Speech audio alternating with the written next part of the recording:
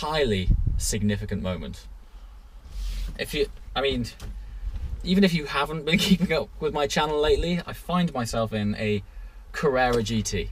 So that in itself is a very significant moment. However, if you have been following my channel lately, you'll know that the internet has been blasting me to get one ever since our trip down to the south of France, when Sam kindly announced it to the world that this is on the radar as potentially the next car, or at least one of the next cars. So first of all, before I turn a wheel, before I even turn this thing on, I'm going to say a massive thank you to Dean at Redline Cars. These guys are up near Harrogate. It's not every day that someone says come and drive our Carrera GT. Also, they've got some fabulous stock, so genuinely just come and check these guys out. Really friendly, super helpful.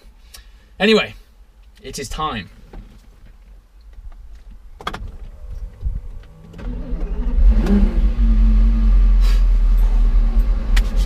Right, this is pure. Also, the key with a Carrera GT, because these carbon clutches, super lightweight, tiny clutch, you actually set off with no throttle at all, which is a bit counterproductive to conventional cars, but that's the way you do it.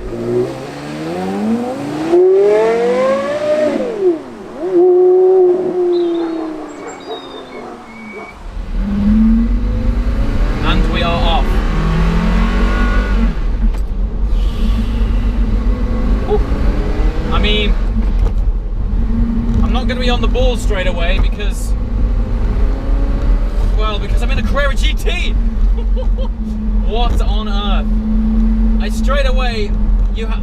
What's going through my mind right now is the legend that precedes this car is both incredibly special but also pretty notorious too.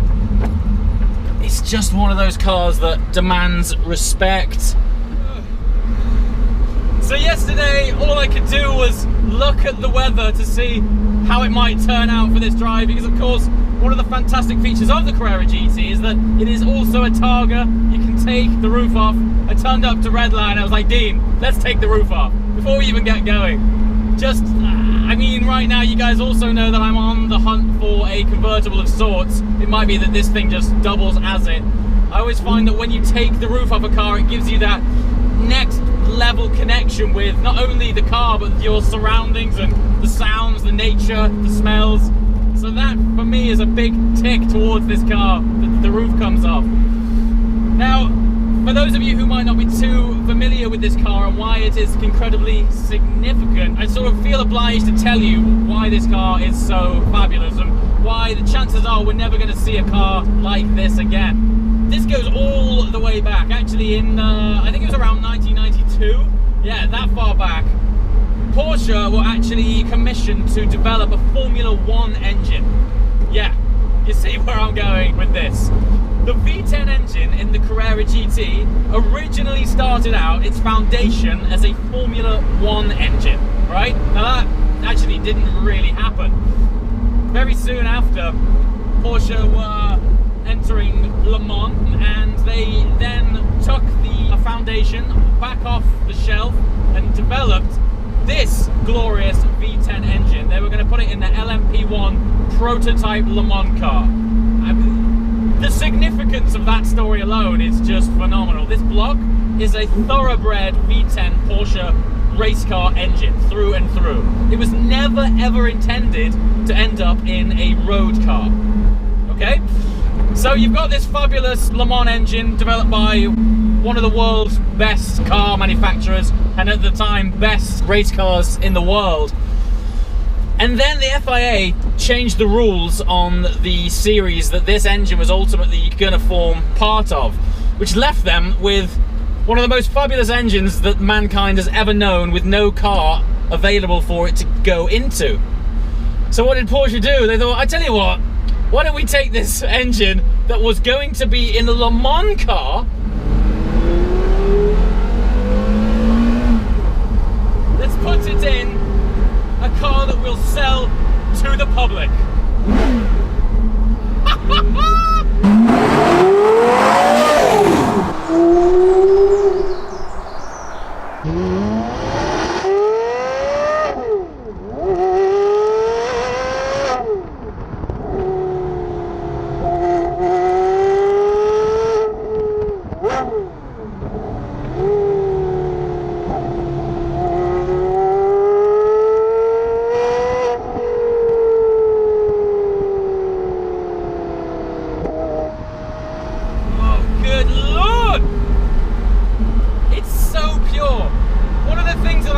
mean, I'm not going to take any liberties with this car. It's not my car. It's not a press car. This is dealership stock. Someone has very kindly trusted me with the keys. I don't need to go over the notorious stories of this car, but let's just say people don't always come out in the best of conditions when these things decide to bite back. So today, I'm going to respect it, take my time, and just listen to this engine without, well, thrashing it too much. The immediate thing with this is just how light this car is. It's so pointy and direct. This car, this is a 2003 model. They built these cars from 2002 all up to about 2006. They made around 1,300 cars. This one is car number 282. You've got the moniker right there in front of you. But just, it's effortless waft. It's so light. Wow. Sorry for the noise. So this is a full carbon tub. If you're familiar with the interior of a 918, either by being in one or by pictures, you can very much see the inspiration of the design of that car coming straight from the DNA of this. Even the sculpture of the carbon between the seats here, this beautiful bridge, it's all very much the DNA of what has formed their next hypercar. Of course, that's what this is. I think when this car launched, the hypercar bracket didn't really exist. It wasn't a thing. But now we've got the likes of Ferraris, 918s, P1s. The access to performance these days is frankly ludicrous. When this launched, this was very much the hypercar of its day. It launched at a very similar time to the Ferrari Enzo. What I'm about to say is probably quite a controversial statement, but I'd go for one of these over an Enzo every single day. The main reason behind that is the gearbox. Porsche are renowned for being one of the most fabulous manufacturers of gearboxes, particularly the way that they implement them and integrate them into cars. This gearbox is nigh on 14 years old.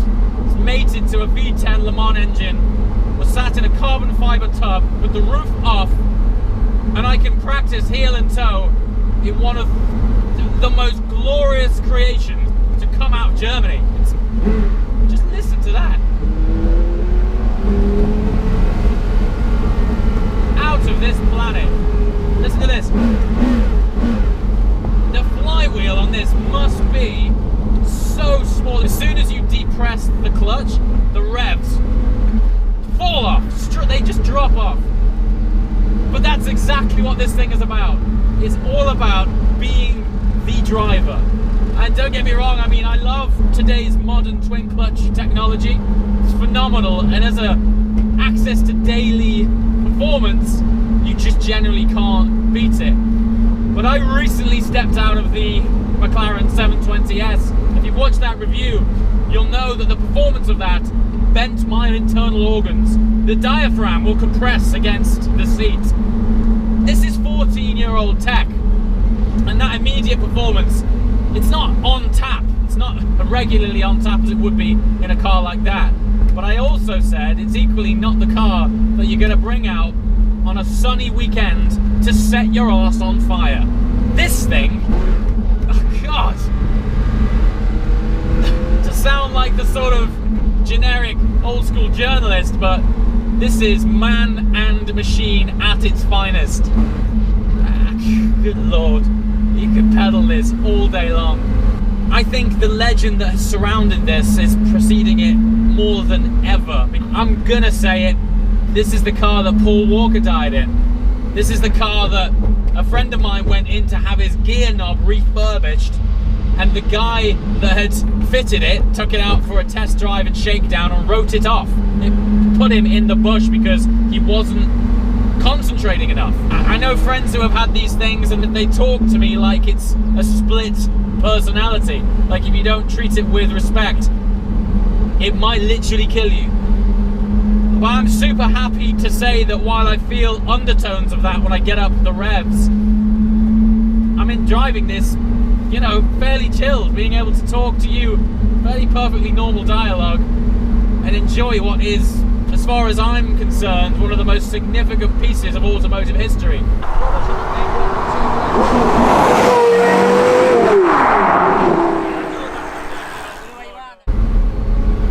It's cute, it's graceful, the way it picks up. So this car, while it is light by sort of, certainly modern day standards, it's around about 1,400 kilograms. I think that's wet weight, forgive me if I'm wrong, but it's around 1,400 kilograms. So not ultra light, but you've got to remember it's packing a pretty substantial V10 engine back there. It feels much lighter, it disguises its weight incredibly well. Funnily enough, very similar to the 918. You drive one of those which is a good 400 kilograms heavier than this because of all of its fancy tech and hybrid, etc. But you're in this and there's no play in the steering wheel at all. It's ultra immediate. There was an article going around saying that